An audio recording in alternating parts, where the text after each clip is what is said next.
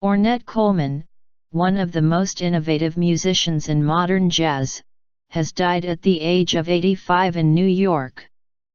A saxophonist born in Texas, Coleman began his career in the 1950s and later pioneered an unconventional style described as free jazz.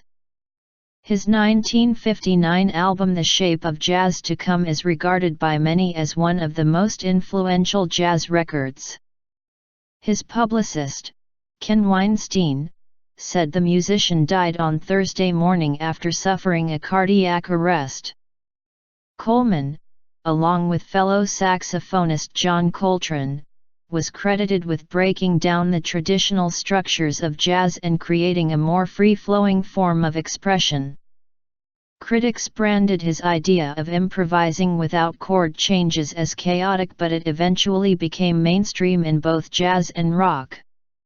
His influence was recognized later in his life and he received both a Grammy Lifetime Achievement Award and a Pulitzer Prize for music in 2007. Born in Fort Worth, Texas, on March 9, 1930, he once said he grew up so poor his family couldn't afford the O or the R. He bought a cheap alto saxophone at 14 and played in local rhythm and blues bands before moving to Los Angeles.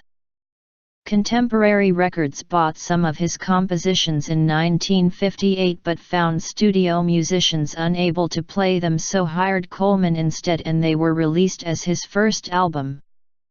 A year later, he moved to New York and was signed by Atlantic Records, who released The Shape of Jazz to Come in 1959.